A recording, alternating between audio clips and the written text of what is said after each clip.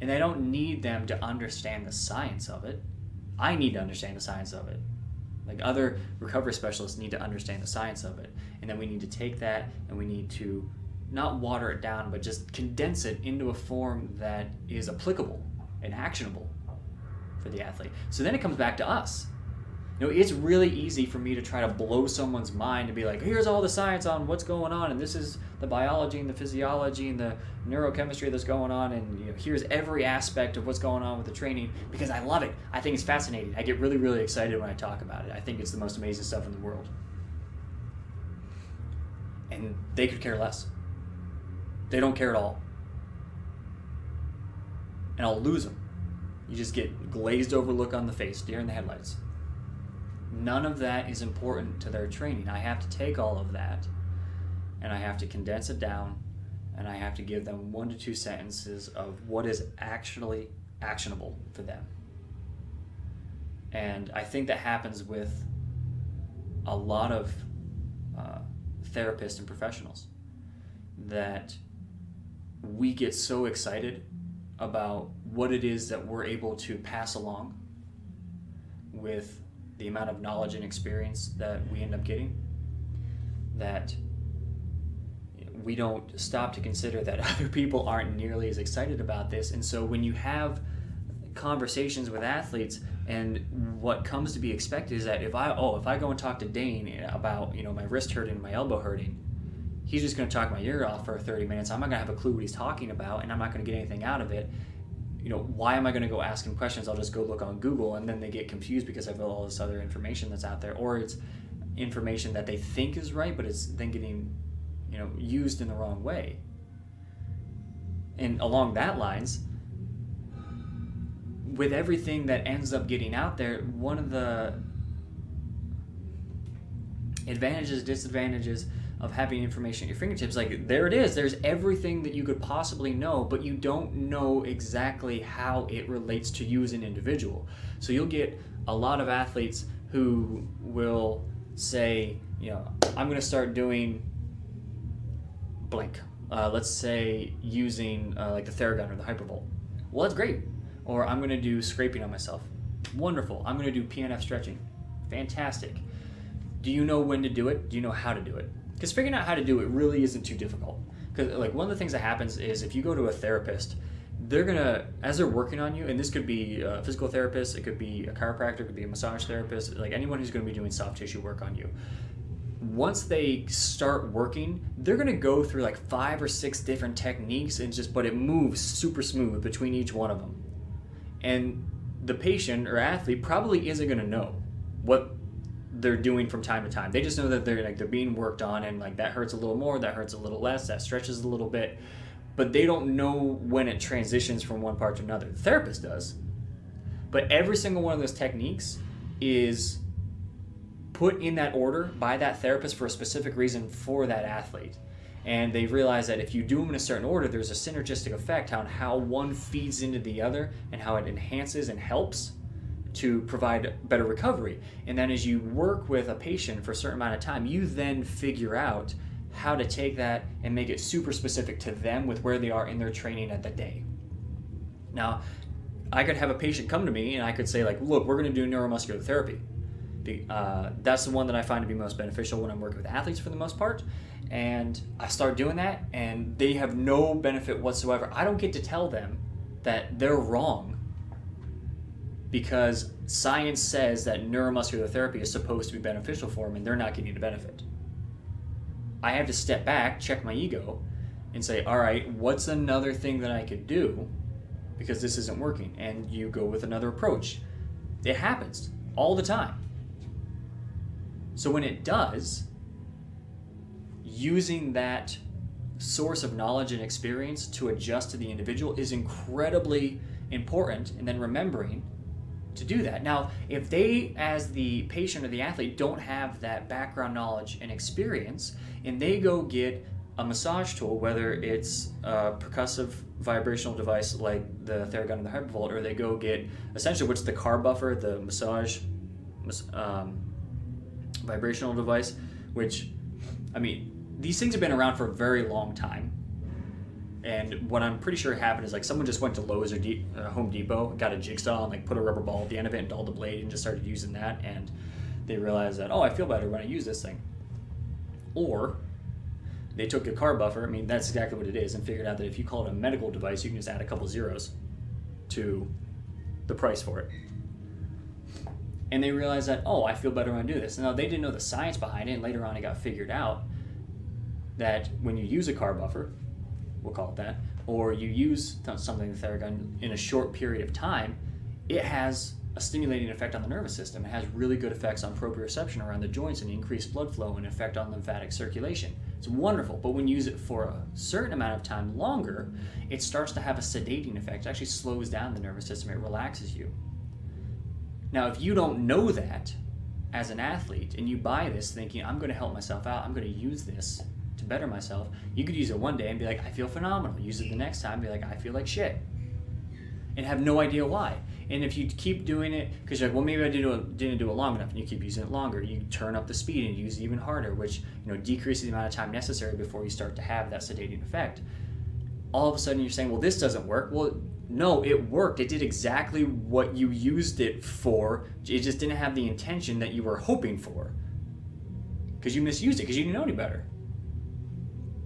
So the techniques that we use as therapists have to have a specific intention, and that intention is based on the knowledge and education that we receive. And then the athlete is completely well-intentioned. They're trying to save themselves a little bit of time and money and effort by doing it themselves. But then they get confused because of a lack of education on how to use them, what to use them for, when to use them, and then more importantly, what to do for themselves as an individual, because everyone's going to be a little bit different on what that is. So then there's this level of feeling like these things don't work. I'm just always going to be in pain, or I'm always going to have some level of discomfort going into it. And then there's a distance that gets created both from the athlete and the therapist on wanting to have a conversation about it, because they feel like they tried and it didn't work. And if I just go to them, they're going to suggest that I do that. Well, I already did it, as far as they know. As far as the athlete feels, they already did the thing that the therapist is going to suggest. So why would I go talk to them about it? And then this problem that they have persists for such a long time. And this is yet another problem that goes on with it, is that they have these injuries that if they do come and talk to a therapist about, or say a chiropractor, like a sports chiro, or an athletic trainer, and they say, oh, my wrist hurts, my elbow hurts, my shoulder hurts, my knee hurts. Well, when did it start hurting? Well, it was like this past week it's been hurting. Okay, we'll take a look. The thing is, that's probably, more than likely, not an acute injury. That's probably been going on for a long time and just happened to get to a point where the straw finally broke the camel's back in the past week. Like, either your technique's been wrong for a long time, or you've been weak for a long time, or you just got to a point with overuse that it finally started getting hurt. And more than likely, where you're feeling it is not the issue. It's, a secondary compensatory injury. But they come and they're like, oh, my elbow's really hurting when I'm doing overhead movements. Or my knee's really hurting when I go out and I run. And you try to explain to them that, all right, you need to rest. And then all of a sudden, that becomes like a 4-letter curse word when you tell an athlete that they have to rest, because they have this connotation in their mind that rest means do nothing. And no, it doesn't. It just means don't do the thing that's hurting your injury or further aggravating it. All you have to do is work around it. And every athlete has deficits. Every single athlete has an area that they can, shift their focus to improve that, to help themselves out. If a runner comes in and they're talking about their knee hurting whenever they go out and they run, and they're scared to say that, my knee is hurting because the therapist or professional is going to tell them, well, you need to stop running. I was like, well, how am I supposed to get better? There's all kinds of ways. Go work on your strength. Go work on your mobility and flexibility. Go work on, your anaerobic capacity doing different activity like hopping on the bike or hopping on the rower or doing some kettlebell swings. And then the next thing you know, you've technically rested the injury for, say, 4 to 6 weeks. It's had a chance to start to heal while you're doing soft tissue work to enhance the speed at which it's getting healed, and you come back and lo and behold, you could be a better runner than you were before. And on top of that, during that time, you could be working on the technique in order to, because people think that doing things like running or squatting are just like they're natural movements, and because we learn how to like walk and run when we're toddlers, and we learn how to squat as one of our first movements. So it's like, yeah, it's totally natural. Just go throw a bar with some weight on your back and squat down. Everybody does it. Or I'm just going to go for a run because I know how to do it. No, you don't. You're bad at it. All right, you need to actually learn how to move from someone who has been taught how to teach it. And then you realize that, oh, I was running like an idiot, and that probably led to me having a chronic overuse injury that didn't need to happen. On top of which, I had some strength deficits because I was ignoring that part, and it wasn't taking care of the soft tissue aspect, and I was only focusing on mileage. Because this is what I did. I was a cross country and track and field runner when I was in high school, and the only thing I concerned myself with was miles with a little bit of speed work. And we lifted every once in a while. I probably lifted more than the other people because I thought it was cool to be in a weight room, but it's not like I took it seriously or knew what I was doing. It wasn't like I was good. I just wanted to run a bunch of miles, and like I kept this coming back to the accomplishment thing. I was like, all right, I got 30, 40, 50, 60, 70 miles a week. You know, I'm getting really, really good. And at one point, you go and you get your body fat checked, and it's like, oh, I'm 3.35% body fat. But, you know, looking at that, you can always get around it and tell yourself that that's a positive. Like, oh, I'm just super lean. It's like, no, you're super unhealthy. But we tell ourselves, oh, I'm going to ignore all the facts and symptoms that are going on. I'm going to ignore the fact that I have, you know, high amounts of like depression and anxiety, and I can't think straight, and I'm chronically fatigued, and everything hurts. Like my knees hurt, and my ankles hurt, and like I'm just sleeping all the time. I'm telling myself that this is just the result of doing my sport, and we say that. I'm not going to sit here and pretend that I have worked with every single sport, but I've worked with enough of them at this point to see that there are a lot of similarities across the board with how athletes perceive the things that happen to their body that don't need to happen. And I realize that every sport is going to have some level of overuse injury that is associated with it, and you're going to have certain levels of asymmetry that become common across the board, you know, depending on how they're using their body in the sport. I get that. But at the same time, I've also seen that there are so many fundamental, or a gap of fundamental recovery aspects that get ignored, that a lot of these things that become lumped in with the given asymmetrical or overuse injuries, they don't need to be there at all. And that's what I was doing when I was saying, like, look, I've accomplished this high mileage per week, I'm becoming a better runner, and everything gets lumped into, oh, this just goes along with the sport. And when someone tried to tell me that, no, you need to stop. You need to fix what you're doing. You need to get stronger. You need to fix your nutrition. You need to fix your sleep. I thought, well, you just don't understand the sport. You don't understand what it takes to do this. Like, look, I'm being an athlete. I'm pushing myself. I'm wearing myself down so that I can be successful, because I just had a very, skewed idea of what success was. And I didn't want to listen to proper advice when someone was trying to have that conversation, because I was too egotistical to not even to accept advice, but to even listen. I didn't want to have the conversation at all. I wanted to say, oh, you don't understand.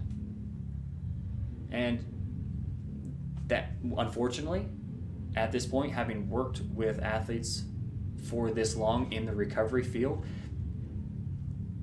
that is not an uncommon thing. It's not uncommon at all.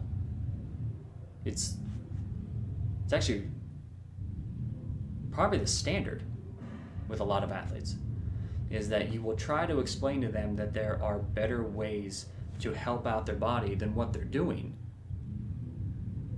And instantly, because you're perceived as an outsider, that, well, you just don't know what you're talking about. And you're right, I don't know the specifics of your sport. I'm not going to pretend to. But like I said, I've seen enough athletes, and I've worked within enough realms of athletics and sports to see that there are a lot of similarities and a lot of commonalities that go between them. to realize that if I'm willing to make this one statement to your sport, understand that I'm not trying to be specific to swimming and diving or to basketball or to powerlifting or to gymnastics. I'm being specific to athletes across the board. And it applies to everybody.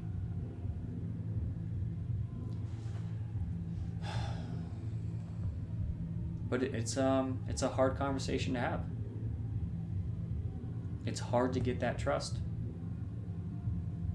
It's a process.